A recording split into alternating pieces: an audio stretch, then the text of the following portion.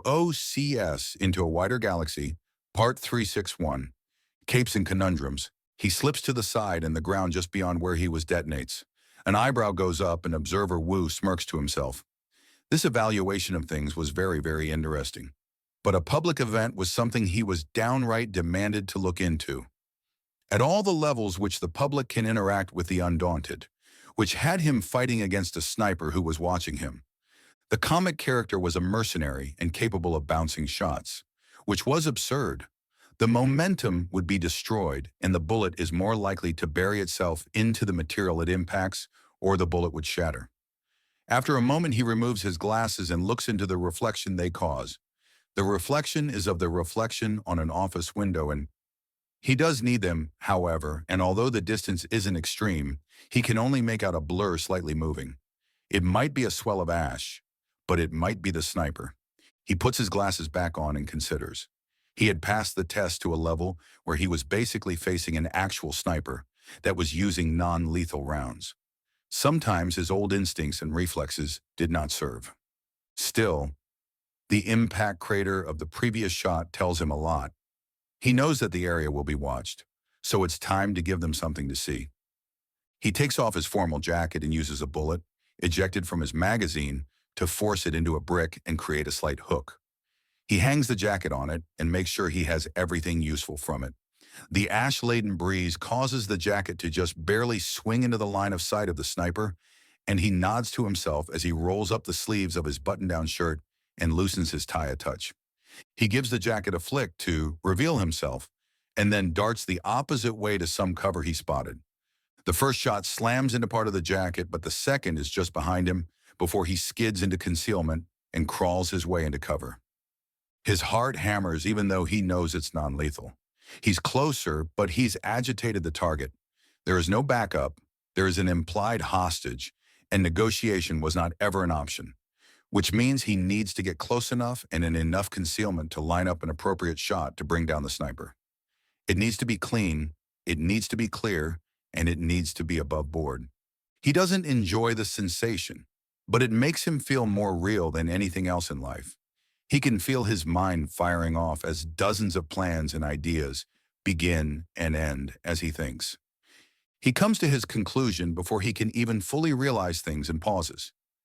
His communicator is up and being held like a radio. He smirks to himself. Old habits die hard. He notes to himself fondly. He tucks the communicator away. He mentally counts his bullets, remembers the layout of the area, and nods to himself. He unties his tie and tosses it backwards. It flies on the breeze and there's a shot as the sniper take the bait. Wu's eyes trace the trajectory of the shot behind his glasses and nods to himself. Then he can almost feel the man switch his firing position. But Wu has not moved. He is changing the game. The fact of the matter is that the area is slowly growing more and more obscured is to his advantage.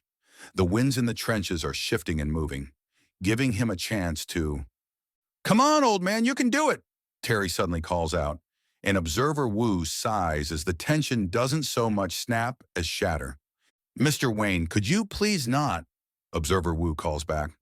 Sorry, the amused Tret boy calls back. My last hibernation was almost the entirety of his life, Winifred notes to herself as she watches Harold position himself for a jump. Is there a problem with that big girl? Javra asks her. The metak was now on her shoulder and seemed amused by the fact that even in full armor, Winifred was more than strong enough to barely notice the weight. I am wondering if this means it counts as some form of pedophilia? Winifred asks, and Javra pauses and turns to look at her. That's where your mind goes? I basically extracted sex for a favor from someone that's lived for a shorter period of time. I've had naps, Winifred says. Really, what's your longest sleep? 3 years straight. I came out as a massive bone with fur on it, Winifred replies. Which isn't bad. Took a year to put on the weight to get another proper rest in. So is hibernation a good thing? What's it like? Your mind isn't fully shut down as you sleep. In fact, you slowly go through everything as you rest. The longer you rest, the more you understand. How useful is it? Very. You figure out all your problems so thoroughly that you don't even think about them. Depression, old grudges, old problems. If you don't outlast them as you sleep, Then you just know how to solve it, Winifred says before stretching. It helped me get through some things. What kind of things? A fair amount of them. When an Ossadub sleeps on something, we solve the problem that way. Winifred notes before Harold jumps. She watches as Harold shrieks down through the burning air, and she can feel him build up more and more axiom as he descends. The amount of axiom is so high that even the serpent notices, and it looks up, but clearly misses the sight of him as he veers through the air. And then there is the massive ring of a gong as Harold slams a fist into its head and lets out all the force he built up. The skull of the creature is shattered on the impact, and it causes a crashing wave outwards even as it slams the serpent out of the air and tears it out of the grooves it's carved in the walls. The giant corpse barely has the time to start to cool when it hits the magma below, but then slowly starts to sink, still and already dead. Harold has veered his renewed fall toward the wall and digs his fingers in, then climbs up fast and hard. Several quick jumps, and then he grabs onto the underside of the skiff and then climbs up and over the side. He stays in the cooling area to make sure he doesn't walk up to someone and start baking them, but is close enough to talk now. "So, how'd I do?" "Horrible. One shot and it's done? Where's the showmanship? Where's the playfulness? The chase? The back and forth? Where's the fun?" Ch.Ch.361 demands, and Harold removes his helmet and gives her a look.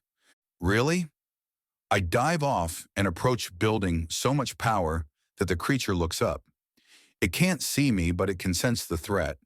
Then it's over before it begins as I hit it hard enough to leave a shockwave. Harold explains and Ch.Ch.361 shrugs. "Really?" "No, sorry. You need to let it have some chance. You just dropped in and..." Ch.Ch.361 then makes a squelching sound with her mouth. "That was it." "That was it," Harold remarks. "So being slammed into walls and having your first attack fail is more points to your hunting?" "Of course. I think I missed something somewhere. Isn't this supposed to be like golf, where the more strokes you take, the worse your score?" Harold asks, and Ch.Ch.361 shakes her head. "Nope, it's a show. It's all about how cool you look doing it. I had mine burning blue as I strangled it out. You just had yours fall down and..." She makes a squelching sound again. "I don't know, hitting strong enough to kill in one stroke is pretty good," Uma says. "Hey, whose side are you on?" Ch.Ch.361 demands. "There are sides to this?" Velocity asks. "I'm on my side," Uma says smugly. "I'm on her side," Agatha adds, and Uma lets out a cheer before holding up her hand for a high five. She gets it. "Well, either way, if you just kill the beast in one shot, then it may as well have been hit by a starship cannon or something. Big whoop." "I did it with my hand," Harold protests. "Whoopee! You did it with enough axiom to send a starship into orbit," Ch.Ch.361 mocks him. "And using the literally indestructible, unstoppable weapons given by your heritage isn't cheating? You're just as bad as me," Harold says, and she blows a raspberry at him beneath her helmet. Harold takes a step forward, but is stopped by the force field. He hasn't cooled off enough yet to enter the main part of the skiff without hurting anyone. "So, while we're here," Drac begins, and Hafid's ear flicks to show he's listening. "I think we need to narrow down the cause, effect, and hows of things. The Ossadub was hired to gather and destroy bones. What has changed about things that the bones are currently a threat to someone's plans?" "Yes, that is a good avenue. The bones have laid in the dirt for hundreds of years. Why destroy them? And why now?" Hafid asks before considering. Ace starts tapping her claws on the gargoyle, and Hafid understands the code. "It would be very recent. The job appeared less than 48 hours ago. So we're looking for something that happened no later than a month ago to provoke this reaction. Likely something legislative. If the issue in question wasn't personal to the person sending out the job at any rate." "Well, there is you showing up out of nowhere. We're weeks away by travel, and you were noted to be on Albrecht before suddenly being here. If someone I was mildly concerned about showed up out of nowhere, in my own backyard, I'd be careful too. And a lot of people would panic react." "That's very true. Damnation," Hafid says before there is a sensation of someone poking them on the shoulder. They turn. There is no one there, and then a communicator is held out by invisible fingers, and a video starts playing. "You should see this," Insight says as the image of a Horka woman tossing plasma charges over top of flatlands where the silver-pelted natives once were. Then the communicator vanishes as Insight pockets it again. Not sure we should send Harold out to seduce again. It's stupid that it happened to begin with, Hafid growled out. So do you want to stay here, or do you want to do something about it? Drac offers before holding up his wing before Hafid can answer. On second thought, you keep up with the stakeout. I'll deal with the Horchka. You do that, Hafid states. Communicator out. Insight says and Drac does so. The communicator returns and taps against him, giving him the coordinates. Good luck. Then she walks away, a barely perceptible gap in their hearing. Ace starts macking several gestures, and Hafid sighs. Yes, I also hate complications. But can you name a single time we haven't found complications? He asks, and Ace shakes her head. Precisely. Drac, fetch the Horchka, or at least figure out what she knows. Your show, I suppose, Drac remarks before taking off. He climbs in silence, heaving himself over the fire escape the last foot with a minimum of noise. If he were still on the Force, then this would be the kind of thing to get him off the Force in short order. Closing distance to a hostage-taking sniper without backup is insanity, but this isn't a test of police procedure or good sense. This is a test of skill and audacity. He slips around and uses the structures on the roof itself as a cover between himself and the sniper. He glances around the corner and then ducks back. What's the matter? Nothing to say. The man playing the killer taunts him. He has some kind of absurd wrist pistol things and is pointing them at the head of a mannequin. It's clearly a mannequin, and he's having a hard time taking it entirely seriously. 12 steps, he's taller, he's broader as well. One chance, Observer Wu says before slowly and clearly stabilizing his grip on his pistol and rising up to point upwards rather than down. He then slides around the corner and drops the pistol to aim clearly, aim strong, and then fire. The non-lethal round crashes into the goggles of the sniper, and he falls backwards and off the edge, starting to drag the hostage over as well. Observer Wu rushes forward, grabs the ankle, and then pulls the hostage to safety. The sniper pops back up and pulls off his mask. You know that's technically a failure. This was supposed to be non-lethal. It was. You're still alive. That's not the point. The idea is that the character is non-lethal. I'd like to think I'm closer to a police officer than a mentally disturbed trust fund baby in his persona, Observer Wu says, and Robin White, the sniper, starts laughing.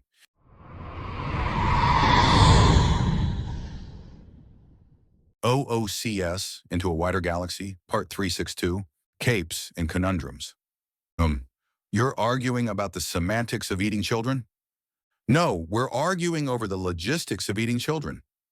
What have I walked into? Observer Wu demands. He had returned to the blimp that was one of the main offices of the Undaunted after his invigorating investigation against Robin White, aka Deadshot. It had been full of so many inconsistencies that it was as much a fantasy as any other crime drama that included surprise witnesses in the courtroom and other such bits of madness that would get the judge holding them in contempt of court. One of the arguers of this fascinating debate is an Earthani man, and he's arguing with a lizard woman that has a fair number of crocodile traits as a nearby Faylee holds back her laughter.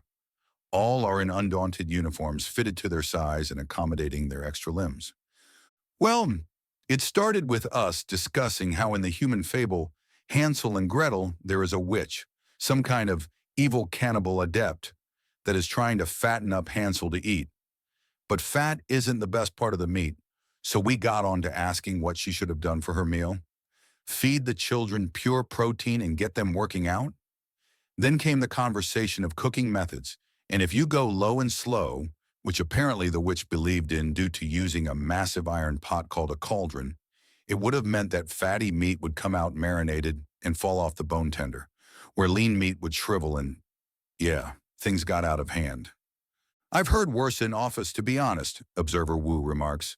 I'm looking for a Mr. Longflight sweet song. I'm told that's you, sir. Yes, that would be me, the Earthani states. How can I help? I was wondering if I could ask you a few questions. Oh, I figured you'd be more interested into talking with the humans on base and staff. I'm very interested in talking to them, but you're undaunted as well, and you're an undaunted Earthani who underwent a great change while hired by them. I've already spoken to several Lachran 297 Earthani and the Primal Earthani, but what is the opinion of Earthani who underwent the great change further out? You have greater education and understanding of things than the recently saved souls of that distant world, but you also underwent the change. Ah, well, maybe a place to sit might be better, or a place for you to sit while I pace. One of the biggest changes I've undergone is sheer energy and restlessness. Makes standing guard a right pain between the wings. Of course, I actually have a spare room ready already. Oh, that's why they had us set up a desk with chairs and mini fridge in there. That's right, so I hope you put your favorite in there. You are going to be talking about some very weird things. Weird. You underwent a flash evolution due to the actions of a person on the opposite side of the galaxy. You can't possibly tell me that this is an easy thing to explain. True enough, especially seeing as I came out a spear Earthani, he says before opening his mouth wide and slowly extending out a spear-tipped proboscis that continues and continues until it reaches the wall, then begins bunching up to show he's got a lot of play and range with it. Then he draws it all back in a snap. How that insane length fits in the man's neck, Observer Wu doesn't know. But he suspects there's some axiom nonsense afoot. So there's an official name for it now? No, nothing official, but commonly used nicknames are all over the place. On the upside, I learned that I can now eat from across most rooms. Long Flight says, and Observer Wu begins leading him away to the side room that had been prepared earlier. So, a man's voice interrupts her work as she's mid-shovel. She pauses and looks around. She sees nothing. Turn around. She does and then looks up to see a Sonier man with a few bits of fluff sticking into his massive wings. He hangs on to one of the jutting stone spires over the ash field with ease. Hello there. Hello. And who are you? She asks. Her mind needs a few moments to shift out of sheer monotony mode and get to actually thinking again. I'm Drac. What are you doing here? Some idiots tried to build an illegal colony right in the path of a pyroclastic flow. Politicking and other madness got in the way of actually clearing away the bodies of dead idiots in this nature reserve. So now it's being contracted out to girls like me, now that heads have been pulled out of asses. I see. And what if I told you you've been lied to? Drac remarks. I'd ask for proof. Not that you'd need much. People make a habit of trying to use girls just trying to get by as patsies. The Horshka woman says, cracking her neck from side to side. You ready to catch? Yeah, sure, she says, and he tosses out a small data chip at her. She nearly fumbles it, but catches the device. She plugs it into her communicator and starts going over the files. It's a paleontological readout of an extinct species native to Skathak. The bones look very, very familiar. 1 second. She turns back and digs up her recent find, and there's a skull among them. She pulls it out and compares it to the image. The lower jaw on her skull falls off, but the shape of the snout, the positioning of the eyes and the ridges around them, the teeth and size all match up. She drops the skull and makes sure to download a copy of the information off the data chip into her communicator before unplugging it and tossing it back to the Sneer. Okay, so someone's trying to use me as a patsy. Why? And I hate to be a greedy bitch, but I still need money. I didn't start bone grubbing for entertainment, you know. She says, why not sign up with the Undaunted? They're always hiring. Oh yeah, me Hachka, me must warrior, me too stupid to live peacefully. Sorry, just a suggestion. Also, they have non-combat roles. Got fucked over too many times by that scam to trust it anymore. Scam? Look, I just want to live my life without killing people. Is that wrong? Not at all, he says. There's a moment of silence between them that he then breaks. How much are you being paid for this? Come on, man, I have professional standards. Not many, but I do have them. She says, mostly to get this conversation to stop so she can figure out what to do and not focus on the mildly fuzzy bat. I'll double it, he says, and she pauses before sighing to herself. I'm not for sale. I know it's the stereotype for girls like me to be mercenary, but when I take a contract, it gets completed. Even if the contract was written in bad faith and with intent both criminal and deceptive? Drac asks. Look, I just don't want trouble. I tried the whole tough girl routine and it just doesn't work for me. I want to live in peace. I respect that, I do. But you're kind of screwing with a lot of things right now and being used as a pawn by a manipulative monster. Drac says before letting go with his feet and gently fluttering down so he can speak with the Horshka face to face and without one of them hanging upside down. Look, there's no shame in backing away when you've been lied to, especially as the last woman like you with this kind of work was being paid the legal minimum, which means they would have paid you less if they could have gotten away with it. I'll give you 3.5 times that for you to stop and go searching for another job, with my recommendation as well. Does that help? Who are you? Drac Wayne. Any relationship or connection to the Wayne Conservation Initiative? My brother Hafid owns it, Drac answers. And you? I heard the Waynes were the closest to old money or royalty that the Senir have, Drac asks in amusement. Not exactly true, but only because there are others. And yes, I also have my own company. We sell antiviral programs and upgraded cyberware solutions at my branch of the Wayne Tech conglomeration. Oh, I'm sorry. I didn't know I was talking to. No apologies. Let's talk answers. You need a job and you don't want to hurt people. Very respectable. How's your knowledge of computer sciences?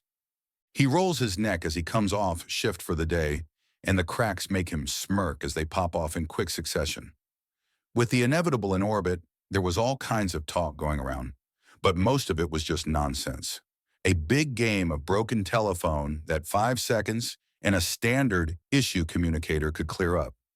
He walks up to the edge of the personal landing platform and opens his arms wide before leaning over the edge and letting himself fall.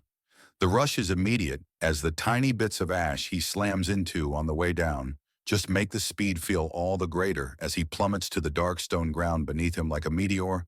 Then he crosses his arms and turns in midair while gathering the axiom. His landing is braced and cradled and set aside as the momentum and force rocks upwards and dissipates against the wind just a few stories up. He had a couple of hours before he got to rest. Then it was back to the night shift. Tourist cities never really sleep, and military bases inside them don't sleep either. He has a bit of a ritual when on night shift, though. Someone will likely explain that this is a placebo effect he's doing to himself, but it does help him. He gets to the edge of the city where the light of the magma trench outside the cave can pour in. And between the glow of the natural light of the world, the lights of the buildings and the searchlights of the blimps, which are actually pointing the way to sponsoring businesses. He then reaches into his jacket and pulls out a large covered bowl filled with a chunky stew. Eating outside on Skathak comes with downsides, namely ash in your meal.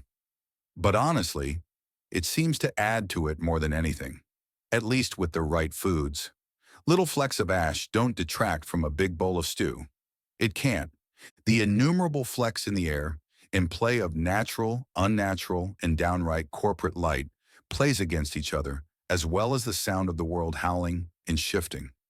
It feels like the closing of a day. He inhales his food and it starts to sit heavy as he puts things away and nods, then just sits and considers. It was a group project that fell to the side. Helping a people make a new language and culture is hard, especially if the language that binds it together is something you can't hear at all. Even using translating microphones means that he's not really hearing it, just an approximation. And using Axiom to increase his hearing hadn't helped. His brain wasn't built to take in that much sound, and it had been a miserable go of it. Helping other people define themselves is an exercise in frustration, especially if they don't have much of an idea to begin with. Even those new Orhanas had their own way about things, or even the Vishanyan that had been recently revealed. Drawing off of a rough sketch or an outline is one thing. Starting with a blank canvas is another thing entirely. And the actual situation where they've already been influenced and colored by the wider galaxy already makes things just confusing. The Saunier as a people have learned from their fellows, but the question as to what to divest, what to keep, and what to make their own is the paralyzing problem. There are very, very few things that universally speak to the Saunier spirit. There is no monomyth, There is no endless repetition of a storm, God fighting a dragon or great serpent. There is no worship of the sun and moon, or even all that great a binding to the family and the importance of heritage. They had been animals reaching awareness, then helped over the line into people. He was trying to get a few things moving, but building off of practical physical accommodations wasn't getting the best results. Hanging artwork or screens upside down confused more than it helped.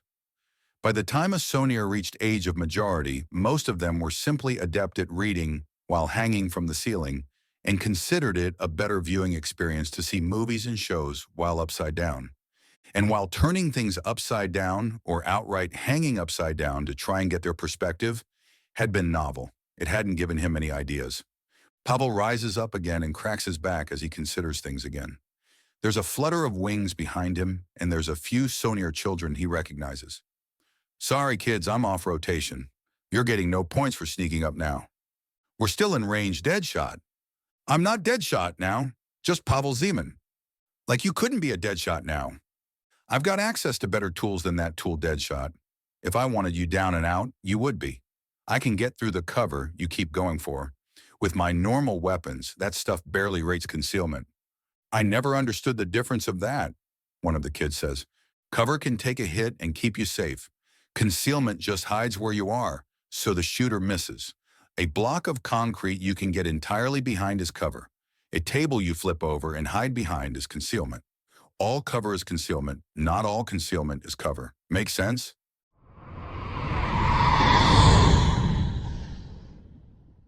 OOCS into a wider galaxy, Part 363, Capes and Conundrums. She was considering him again. She could figure out with ease that he's powerful and dangerous before even propositioning him for sex. Holding back that absurd Sonier had proven that. Not to mention she was many, many times heavier than him, but that was no issue whatsoever to him. Then there were the pheromones.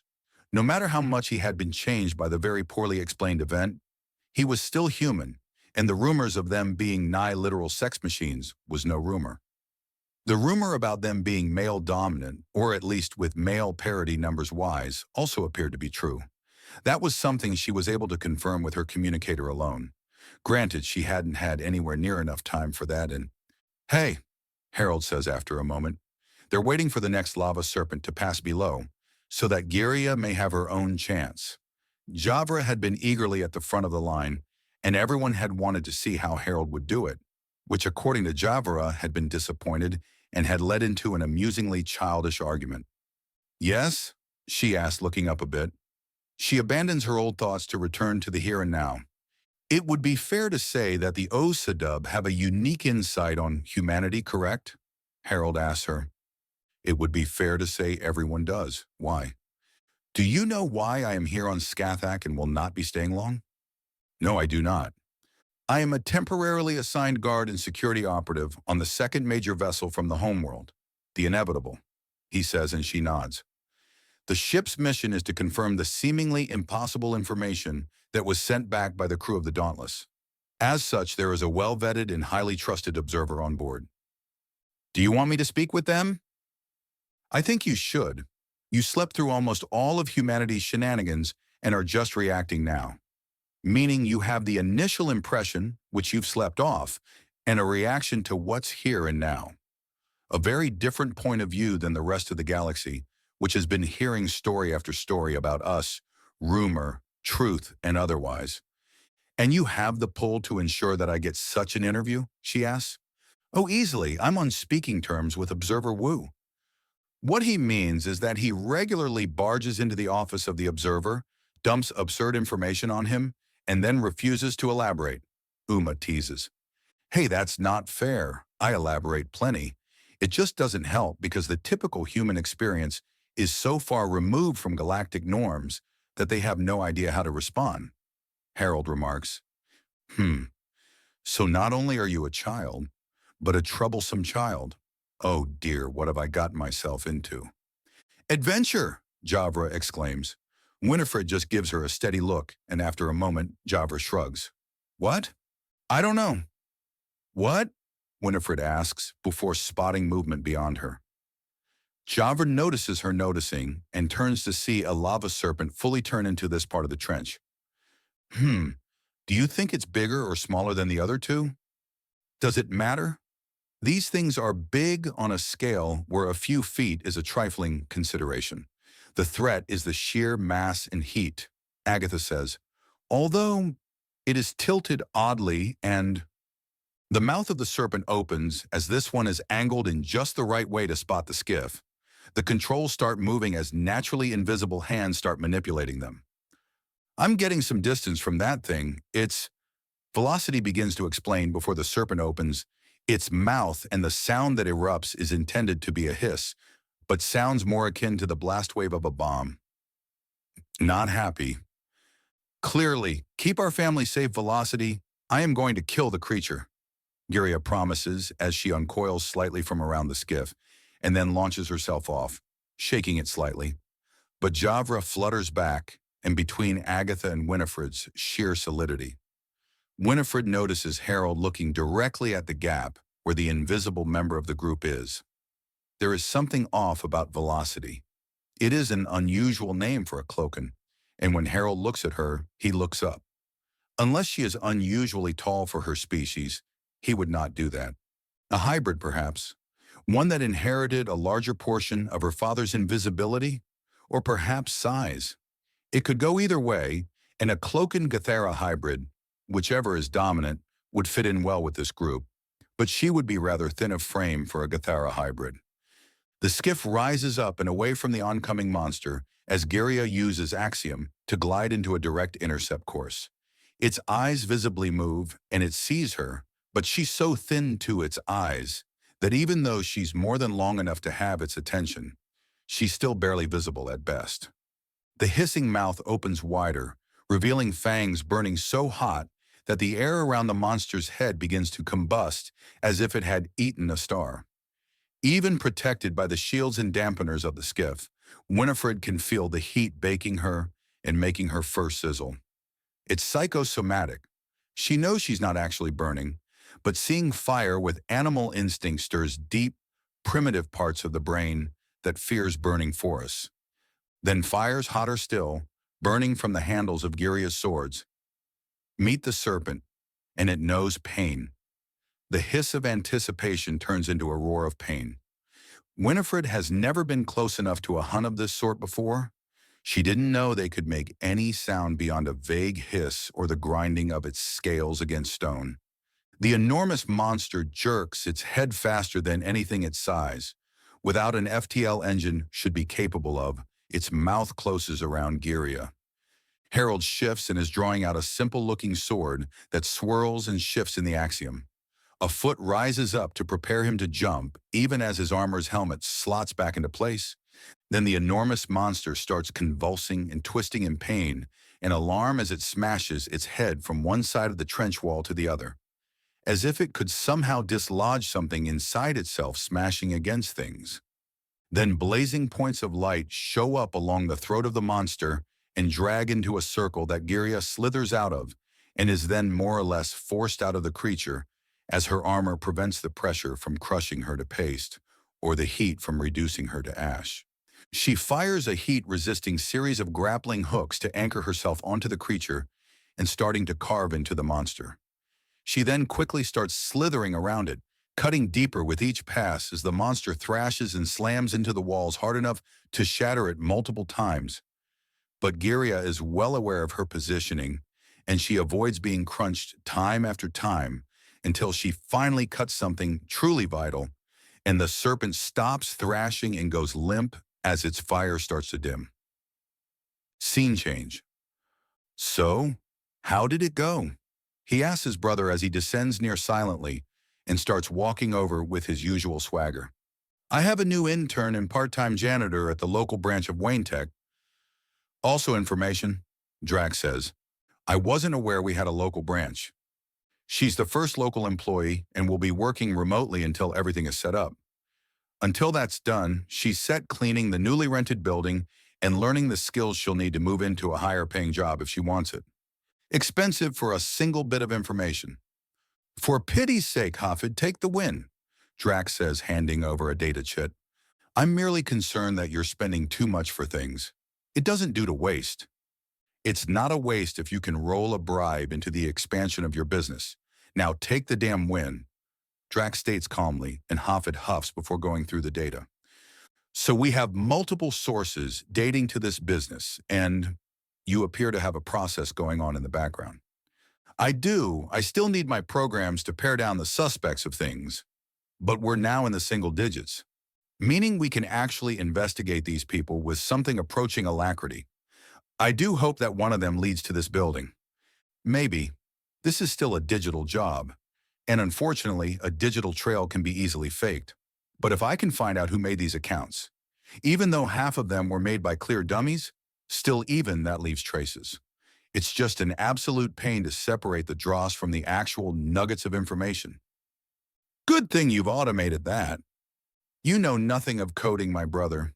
Even automating things needs babysitting. Oh, please, I've seen how you've customized that monster you call a data slate. There's no way you're not completely comfortable with things with how you've decorated it. And if I remove those decorations, the code has a 1 chance in 3 of just freezing up on me for some reason. I don't know how. I've peeled over the code 50 times, switched hardware 3 times, and it still needs the stupid emotes to work properly. I don't know why. I don't believe it. That's coding for your... No, I was being literal. I do not believe what you have told me. Believe what you want. Coding is just as complicated as nature, Drax says, and Hoffit scoffs. Well, either way, when you find an answer, bring it to me. I'm almost certain as to who is responsible in that building. I'm sure, just try not to stab anyone before you're certain. What kind of man do you think I am? Violent and dangerous, Drax answers. Well, yes. Hoffit can't counter that. Scene change. And the scream was perfect. Problem though, it was one of our Apuk recruits, so when an Apuk is frightened and screaming, something is getting burnt. For all that turtles are aquatic and tortoises terrestrial, the damn terrapins are pyromaniacs on a good day. Longflight explains with a smile at happy memories. So that bit of fun wasn't exactly repeatable. No, not that I hadn't tried, but when it comes to pranks, it's best not to repeat yourself. So it's probably better that my hydraulic-mounted molting was torched. I think it's more the position of where you installed that thing that got that reaction. After all, people let their guard down in the bathroom, and if your guard is down and a dead naked man jumps out at you, it could make a soothing experience turn quite sudden, Observer Wu says. Oh, probably. But that is the important thing. My mind was altered. Before the molting, I never would have imagined pranking someone like that. I was hired as an interpreter. Orthani are one of the species capable of making extremely divergent tones, and hearing those tones as well without strain. Couple this with how complicated our native language of trill speech is, and we are often hired as translators and interpreters of all stripes. Before the change, there were only a few professions you'd find the Orthani in, and the combat role I'm in now was not one of them. We're not an apex species like humanity, not even proper predators, just scavengers and opportunistic hunters at best. But that sensation, can you describe it? Like my brain and very soul were itching at the same time, and everything was too small. Because I was. My outer shell was too small, and I scratched at myself with my claws, shredding my clothing and cracking a seam in my face. I ripped myself in 2 relatively intact halves. Then as I stood there panting, new, renewed, and my mind feeling like it's on fire. The world going from terrifying and full of threats to a challenge that I not only want to see but burn to see. Places that scared me before I can barely resist launching my proboscis into now. It's like I was asleep and dreaming my whole life. Then woke up to a world that demands I do something. I am still myself. I can trace the continuity of my consciousness and self back. I recognize who I am now and who I was, but I am so very, very different. Do you think that might have happened to the Nagasha? Maybe, but from what I understand of their history, it happened to them pre-space flight. Can you imagine that happening? Entire families, nations, and religions suddenly shifting as the people that make them up massively changing all at once. Undeniable differences beyond things like antenna position, fur density, or trill tone. Or maybe for humans, imagine if there were suddenly immutable differences beyond skin color and bone structure. Outwardly, at least. No human has convinced me the changes don't go deeper than the skin. Everything is connected, and if the outside is different, the inside must be too. We do have such differences, it's just that many consider it quite rude to point them out. Seems kinda stupid. If one man's heart medication is another man's lethal poison, you need to know these things. True, but the issue is when people can't tell where the cultural differences and physical differences are and how they feed into each other. And to be frank, I myself do not understand it. And trying to puzzle it out is likely to provoke quite a few. Huh, touchy. Yes?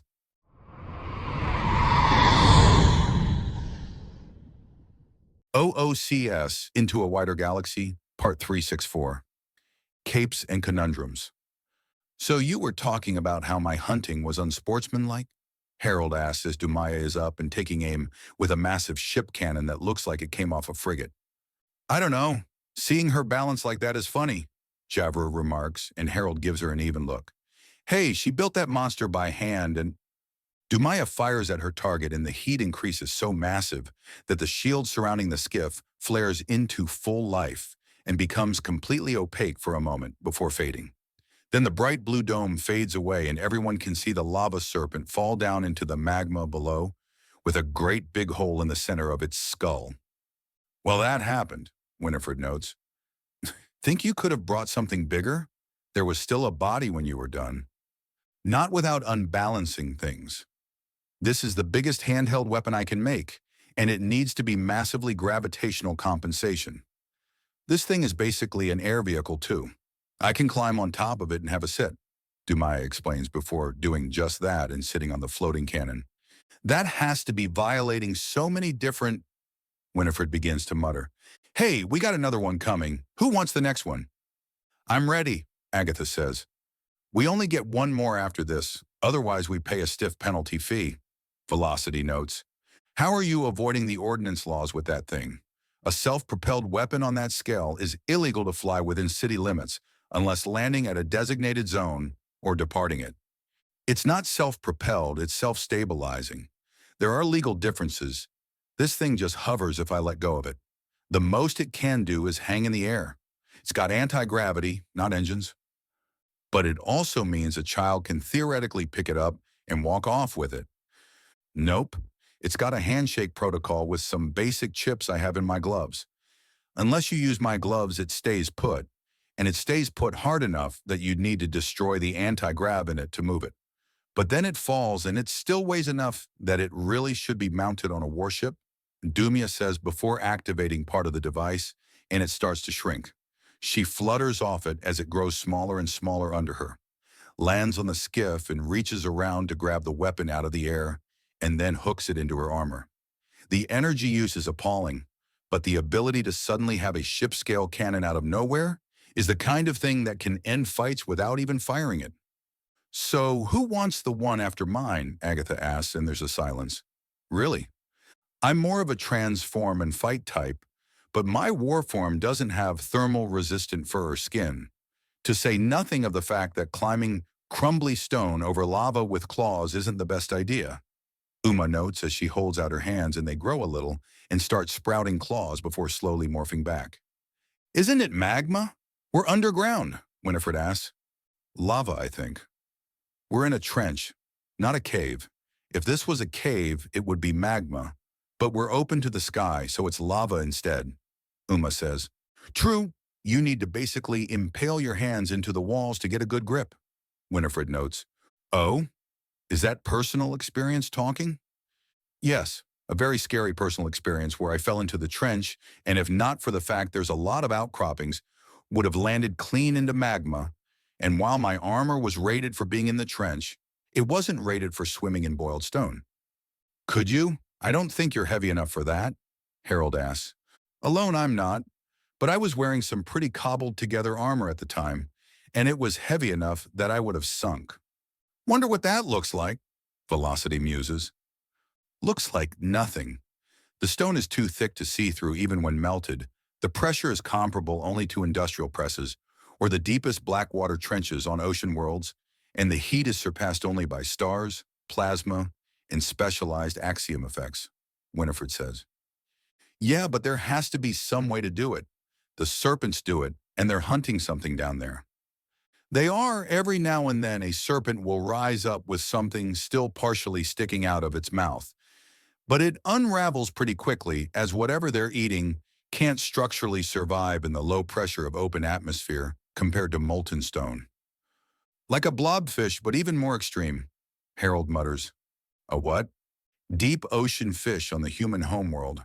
Named because while they survive depressurization of being taken out of the deep waters, they expand and take a very squishy, borderline fluid appearance. At proper pressure levels, they are quick, sleek little things like most fish. Outside of it, and they're more a mass of flesh. Well, yes, like that, but no ability to even stay in one piece outside of its extreme pressure environment, Winifred answers. And the gullet of the serpent seemed to be high pressure enough. Velocity notes. Girya, how high was that pressure? High enough that my suit, which can survive re-entry to the world, was strained, badly by just a few moments inside it, Girya says. Yeah, that sounds about right, Winifred notes calmly. 4, Drax says, looking over his files. We have a total of 4 possible suspects. All of them have either had business in or directly work in this building. Hence why I'm here. Who are we looking for? Hafid asks as Ace leans over them both to watch with interest. The names of the day are Sasha Renee Miller-Madden. He says, holding up the image of a Koiran with fine dark fur and offset brown. She is one of the girls with frequent business here. She works in child protective services and is the silent partner to several different local restaurants. Second is Halford Tonk. Local fruit, Sonier. No idea where the name came from. Drac continues as he brings up the image of a lighter brown, Sonier man than either of them. Pure blood going all the way back, descendant of some of the earliest colonists, and every man in the line traditionally goes into politics as he has. Third, Monet Doyaran, local private investigator, and often has businesses with the people in this building. He says showing an Alfar woman with pale brown skin, dark hair, and branch pattern tattoos that makes it look like she's in the shade of a tree. Fourth is Blazing Iron, the youthful bull, at least in our pronunciation. I do not have the lung capacity to speak the Ajala tongue, and it would take a full 20 seconds to say his name otherwise. He works security in the building and leans on the fact that he is larger than average, even for an Ajala man. He's also such an obvious suspect that it almost looks like a distraction. He has numerous citations for excess roughness in this and his last career, and was a police officer years ago on probation due to suspicion of taking bribes. He was cleared but left the force regardless. No official reason given. Drac explains, showing the final image of a very large and very square-shaped Agila, that no doubt would be the kind of sturdy that if crashed into by a vehicle, would likely come out the winner. I see. He was cited as working with Moni Toyaran a few times. Halford has spoken to everyone involved, and Sasha is on good terms with all of them. Meaning that if we start to lean on one of them, the others will learn of it quickly. Likely. Shall we divide them as men versus women?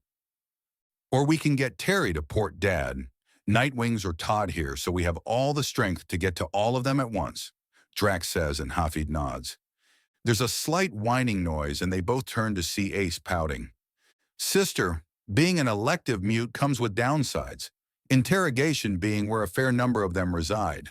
Hafid states, and Ace huffs, but she makes no argumentative gestures. Hafid considers that the point conceded. So what are the links? How is Sasha on good terms with all of them? With Tonk, she has run several fundraisers with him for local orphanages. Miss Toyaran is someone she's hired more than once for help with missing children's cases, and Blazing Iron has donated a few pieces of memorabilia to one of the fundraisers, all of it relating to films that were centuries old when he was bold. Tonk is a high-ranking administrator and is basically, if a bomb goes off, he becomes the mayor by default of this city. He's cited as being one of the pillars to the Dream Team, keeping the city alive. Money has done a fair amount of work for him, and he's the one who hired Blazing Iron. And Iron and Moni have a pre-existing relationship. Hafid finishes. Exactly. Want to take any bets? No, Hafid says, and Drax sighs. But I will speak with Terrence. This is looking like a family affair. Scene change. Well, the thing you need to understand, sir, is that we Jorgwa are one of the uncommon shape-shifting species. This is unlike the Apuk, who have a cultural technique that is easily learned, or the Takra, who effectively have two bodies with different brain configurations. I full-on shapeshift. It's not like the form dancing of the slobe either. It's a slow, deliberate, and permanent alteration to myself. If I use the trick now and begin to change, then I can go my whole life without ever changing again. The new form is stable. Even if I need to extend, contract, or double my spinal column, grow extra limbs, and to say nothing of sheer size shifting. Junda Deathroll explains and Observer Wu nods at this. And the neurons or balance issues of shifting shape? It's not fast. It takes a full month for a complete change, meaning there may be some periods of clumsiness, but it passes quickly. And you have no issues with altered environments? The changes from living in a volcanic world like this to a more temperate one? None at all. There's a period of being too cold or too hot, but I change and overcome my issues. That said, our shape-shifting is a disadvantage. Have you had time to study Yorgwa history? I have not. It's a lot of work just keeping up with the past year alone. Ha, fair. With how chaotic you humans are, I'm shocked you're still sane trying to keep track of it all. Ancestors know I get a headache trying to keep track of what's going on here on Scathach. Sorting out the mess that is every branch of humanity? No thank you, Junda says. But the point I'm going to bring up is that the shape-shifting of my species is too useful. We trace our history back a long way. A very long way. We're one of the oldest species, but took so long developing technology-wise that fireworks were considered the new thing when first contact was made. We never needed to develop better weapons. We could become the weapon. Same with armor, transportation, so much more. Sometimes evolution gets things too right. Shape-shifting and awareness is a 1-2 punch so powerful that tool use fell to the wayside and nearly left us in the dirt. It's interesting to think of evolving too well as a problem. We cleared out any problem that dared to rear its ugly head on our homeworld and did it so fast that we learned nothing. We never needed to change, never needed to be better. Then the rest of the galaxy came calling, and no amount of shape-shifting can get you around having your chest burned away in a blast of plasma. What happened? We were enslaved as a species, but it didn't last too long. It was a polity badly losing a galactic war that wanted all our resources, but we were smart enough to learn from them even as they put us in chains, and as ambush predators we knew to wait for the right moment. When it came, we snapped our chains and broke our captors. Things were then tense for several generations, but we calmed down. Now we're all over, she says with a shrug. And in light of your history and abilities, what is your opinion of humanity back on Earth and the ones out here in the wider galaxy? Observer Wu asks. You're in a position like that of the ancient Yorgwa, but due to location and not evolution. Or, well, the evolution is the response to the location, which is the problem. It slowed you down, but it slows everyone else so much that you're getting a gentler introduction into the galaxy. As for the ones that came out already, well, they're a brave bunch. They have to be to do something so risky. But they're a little too brave. They're doing so much, moving faster than light with ease. But if they trip while moving like that, they'll grind themselves down to nothing but a stain. And if that happens, who knows? People do all kinds of weird things, and there are more types of human by the day. People are splicing themselves with you cruel spacers. People have cloned your kind in bulk, to say nothing of that bit of weirdness with the mainstream. Who? I think his proper name is Herbert. You know, the guy that started the Endless Stream Initiative. The one using short races, small prosthetics, shrinking techniques, and rejuvenated standard-size races to look like eager children while acting as bodyguards. You sound uncertain about it. It got me a few times, so I'm not sure what to think about it. No one likes feeling like a sucker, but it does work. Even on people who should know better.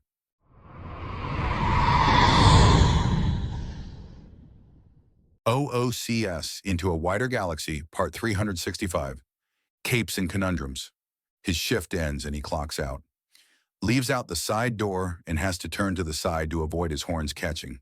The howling of the Scathach winds are on a low hum today, which is good, but the city is still covered in the stupid inflated eyesores. Big, dumb, useless things in the sky. No agility, less stability, and they just look stupid on top of being big wastes of time. The only upside is that they didn't cost too much, but it was still dumb, dumb, dumb. His eyes scan upwards. You need to do that a lot where the sonar fly. Stupid flappers keep forgetting not everyone can hear them making their soundless noise and can't hear them coming in a dive. There are a few on a roof having a talk and looking at him now and again. Nothing exciting. He's big. He knows it. He moves on. There are a few carts with food to grab on his way home. The shift had been a special one where it had been both boring and exhausting. The sensation that something was going to happen was worse than something actually happening sometimes. You kept your back up and it wore you out both inside and out. Annoying, pointless, and stupid. First cart's for blood Senior, but that's not too bad. Load up the little meaty treat with as much roughage as they can fit on top, and he's got a bowl of salad now. Half of it goes down in a single bite, and he chews as he keeps going and sniffs a bit as a touch of ash gets into his food. He tilts his head back and pours the rest of the too small a serving into his mouth and chews looking straight up. The shadows of the gargoyles seem to be watching him. Again, or maybe they are. Ever since the city was redesigned, all the little flapping idiots thought it was the neatest of the neat to follow him around like stalking wasn't a crime. He gets half a block down before he turns around again and looks around. All right, you annoying little flappers, either show yourselves or back off. I've had a long day and I'm not in the mood for dumb brats thinking they're some kind of... A shadow crosses him and he turns to see a fully grown Sonier clasped onto a streetlight and facing the other direction. Then the overly dramatic piece of work actually does a slow turn to face him. Blazing Iron's answer is to crumple up the disposable aluminum bowl that his salad had come in and flicks the wad of greasy metal at the big guy. There's a sensation of axiom use, and the tiny amount of metal pings off into another direction. Some kind of sound attack in the ranges he can't hear. Great. All right, you flappy freak. What's with the damn show? You think you're some kind of tough guy? Huh? Wordlessly, the sonar withdraws a communicator and uses it to project the image of a very well put-together OOCS woman cracking bones with a shovel. The hell is this supposed to be? I mean, she's cute, but I'm my own man. So you know nothing about this? The sonar asks. So you do have a voice. Well, la dita. He grumps out. What's this about? You know nothing? And what if I do? What are you going to do about it? So you do know something? A few things. What's it to you? What do you want? He demands. Information. And you think it's a smart idea to follow a guy like me around? I was waiting for the right moment to speak. Well, you chose wrong, jackass, Blazing Iron says with a sour expression. You think that just because you can impersonate some weird, almost Tret crime fighter, that you suddenly are one? You think that taking on someone in a fight is easy? Well, let me tell you something, runt. Even when you win a fight, you're losing something. So if you think you can take all this, then you've got another thing coming. Let me start again, the Sonier states. My son is one of several individuals trying to bring back the extinct natives. Someone is trying to sabotage him as the image showed you. Then why are you after me and not the bear girl you showed me? She was hired muscle. Was. That a confession? Blazing Iron asks as he opens his coat a little to reveal he has a communicator with its recording lights on. No. Meaning yes. Meaning no, she has not been hurt and is currently quite happy with her circumstances. Is that a fact? OOCS are quite amenable to being fed, paid, and laid. The Senior says, and Blazing Iron's eyebrows go up before he laughs. Oh, I bet. So what is this? You trying to tie her into some big conspiracy to get out of being tied to too much for your scrawny, flappy ass? No, someone is trying to erase an entire people from history. She is part of the trail, and so are you. Am I? You got any proof? I do. Oh, I bet you do. Tell me, any of it come with a warrant? Have you undergone proper due process for retrieving this so-called evidence, you punk? He asks, and the soner's eyes narrow. Yeah, that's what I thought. You worthless little freaks think you can just do what you want and everyone will go along with it because of course they will. But newsflash, kiddo, it don't work like that. You throw that kind of shit on me, and it's not me that's coming out of the courtroom with the judge saying, I smell funny. You get me? If it's not you, then who? The Sonier begins to ask before the sudden roar of an engine causes both of them to turn and look as an air car hits the afterburners on a direct course for Blazing Iron. The Sonier tackles into the huge Agella first and carries him out of the way with surprising strength before the spot he was standing is suddenly ground zero for a massive explosion that carries both men to the opposite side of the street. The Sonier is up first and looking around even as Blazing Iron levers himself up, snorting and huffing in fury. The hell was that? That was no accident, the Sonier states. And how are you so sure? Blazing Iron demands. No one was in the vehicle when it crashed, to say nothing of the fact it exploded at all. Someone just tried to off me. Yes, the Sonier says simply before looking back at him. You need to come with me, for your own safety. Oh no, I don't even know your name, wise guy. Not to mention, for all I know, that could have been your plan over there. If it was my plan to hit you with an explosive-laden air car, then I wouldn't have carried you out of the way. Would I? No, I guess not, Blazing Iron says uncertainly. But I still don't know who you are, freak, or what any of this has to do with me. I am Brutality Wayne, and I will explain everything when I can reasonably certain you'll be safe long enough for the whole conversation. Brutality explains, and Blazing Iron huffs a bit before sighing. Can we pick up something to eat on the way to whatever? I'm down a meal, and that salad didn't fill me. Fine. Geez, another night without a proper movie. I'll have to shift off watching Death's Hollow Brand for tomorrow. Isn't that a movie filmed some 633 years ago today? It was going to be a great night, watching that thing on the same night and year to the arc number of the film. 633. What was it about? Brutality asks, gesturing the way, and Blazing Iron gets walking. He gets it. Things need to look casual so that if someone finds them, they'll not think they're running. It's a murder mystery when a CEO gets suddenly hit by a hollow daughter, trying to figure out who she could have possibly pissed off that badly and who did it. A deep, dark well of corruption, bribery, murder, and more is found before the contractor is revealed at the end, Hollow herself, because Death's Hollow brand always lands on 2. And the number refers to? The initial suspect list. The victim's enemies could have started their own damn town, no problem. Really? Well, nothing is stopping us from grabbing a copy and letting you watch it somewhere safe. Brutality states. Does it have any notable actors? Well, what we're working with is scene change. Harold and his family. Oh crap, really?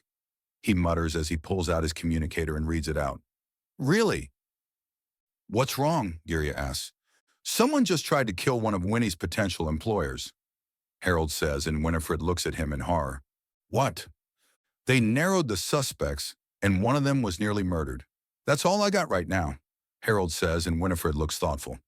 Why? She asks, and he shrugs. No, really. Think. If someone tried to kill them, then they're working at cross purposes or something. Things aren't straightforward, and there's a third or fourth part at play. Likely things are getting exciting and more complicated. Speaking of, Agatha notes, incoming serpents. 2 of them fighting each other. I've got something that can one-shot a serpent, perhaps even both. So do you want us to let you have them both? Take one out now and risk getting both? Or let you get your fun in and then take the shot with you potentially in the blast zone? I'll take them both, but if things look wacky, take the shot. What are you taking it with? Agatha says, and Harold withdraws a caster gun. When did you get that? Last week. Got the ammo yesterday, Harold says. What is that? Winifred asks. This is a caster gun. It uses specialized bullets that have complicated totem cores, causing the gun to fire off powerful axiom effects rather than bullets. he explains as he pulls out a clamshell case and selects a pale blue shell. And this is in cryogenic bullet, forcing whatever it hits to be as close to absolute zero as it can get, which, well, isn't actually doable, but it gets things so cold that one shot will kill a serpent from thermal shock if nothing else. Remember, they need heat to live. This thing takes the heat from them. How powerful is it? Velocity asks in curiosity. Take the first shot, I'll kill the survivor. An axiom gun, that's weird, but interesting. Those shells must be hard to make, Winifred says. The outer part of the shell can be mass manufactured. It's just the energy draw and stabilization effect.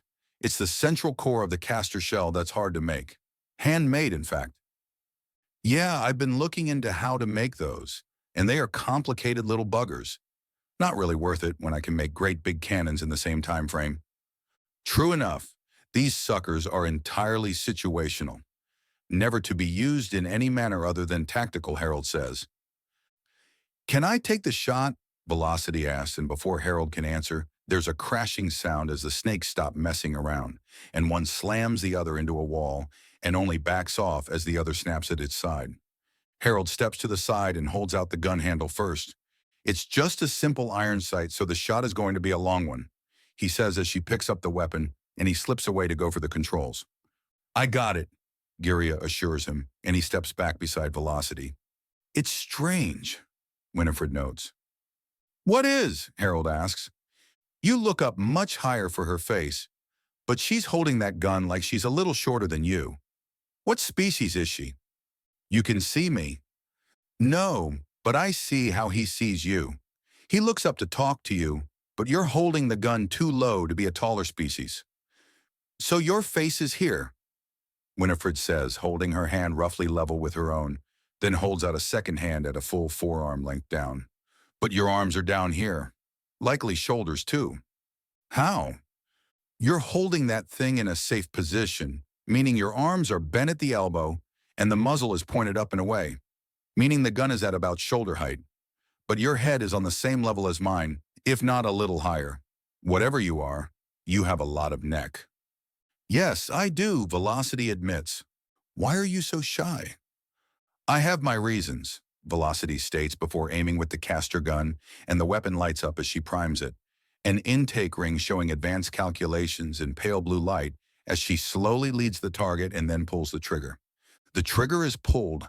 A pale blue bead of light launches from the muzzle, and it shoots down through the volcanic gases, and the danger is sensed, but the serpents are too tied up in each other to dodge. They tangle, get into each other's way, and the bead impacts one of the two serpents, and it instantly foes from glowing orange and red to a dull black and gray that shatters against the coils of its still living counterpart and crumbles down into the trench. The surviving snake looks around in seeming shock as it tries to sense the danger, and it's then that Agatha launches off the skiff and directly at the survivor. Wow, that is an exceptional weapon, Velocity remarks in seeming shock. Cool, isn't it? Harold asks. Literally, Winifred remarks.